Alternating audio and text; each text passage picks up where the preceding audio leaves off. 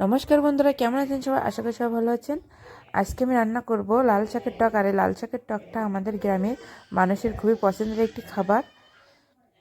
শীতকালে প্রতিবারই প্রায় এই লাল শাকের টকটা রান্না হয়ে থাকে। আর এখানে আমি লাল শাকের টক রান্না করার জন্য এক আটি শাক নিয়েছি। শাকগুলো অনেক লাল। এই টকটা রান্না করার জন্য যতটা সম্ভব লাল শাকটাই নিলে ভালো হয়। আর এখানে নিয়েছি আমি ছোট্ট একটা কচু। কচু দিয়ে আমি লাল শাকের টকটা করবো। এটা কচুরমুখী দিয়েও রান্না করা যায়। এটাকে ভালো করে বেছে আমি কেটে ধুয়ে নিয়েছি। তারপর জলটা একটু ঝরিয়ে নেব। আর কচুটাও আমি কেটে ধুয়ে নিয়েছি। এখন আমি কড়াইতে দিয়ে দিয়েছি জল। তারপরে দিয়ে দিলাম কচু আর দিয়ে দেবো স্বাদ মতো লবণ।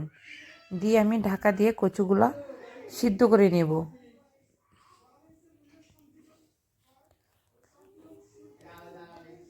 কিছুক্ষণ পরে আমার কচুটা প্রায় সিদ্ধ হয়ে গিয়েছে। হাফ সিদ্ধ হয়ে গেলে আমি লাল শাকগুলো দিয়ে দেব।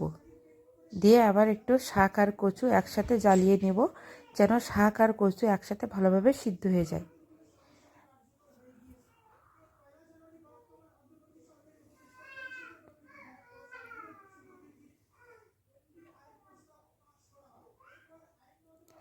এবার আমি কয়েকটা কাঁচা তেঁতুল সিদ্ধ করে নেব।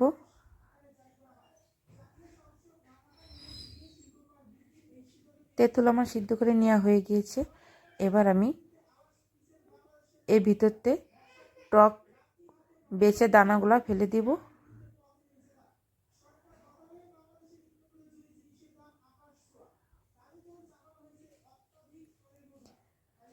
এদিকে শাক আর কচু আমার সিদ্ধ করা হয়ে গিয়েছে।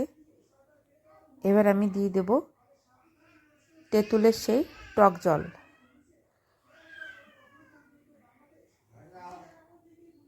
তারপর একটু ফুটে উঠলে আমি এটা নামিয়ে নেব। এবার আমি কড়াইতে দিয়ে দিয়েছি তেল। তেলের ভিতরে দিয়ে দেবো সরিষা। সরিষাগুলা ভালো করে ফুটে উঠলে আমি একটু ঘুটে দেব। তারপরে আমি শাকটা আবার তেলের পরে দিয়ে দেব।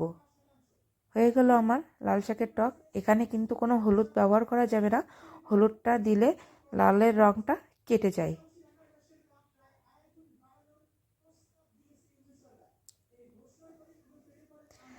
আর আজকে আমি আরও অনেক তরকারি রান্না করছি।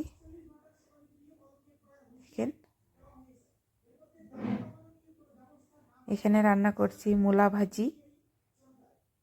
আর এটা হচ্ছে মূলা দিয়ে পালং শাক দিয়ে তেলাপিয়া মাছ দিয়ে রান্না। আর এটা হচ্ছে পুঁটি মাছ ভাজা।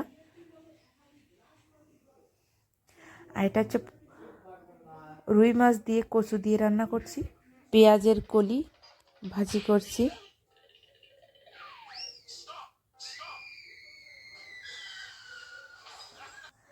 আর আছে লাল শাকের টক। অনেক কিছু রান্না করছি। প্রতিদিন আমি এত রকম রান্না করি, তাই আজকে আমি আপনাদের কাছে এগুলা শেয়ার করলাম। বন্ধুরা, আমার ভিডিওটি ভালো লাগলে আমার পাশে থাকবেন, লাইক কমেন্ট করবেন। Thank you.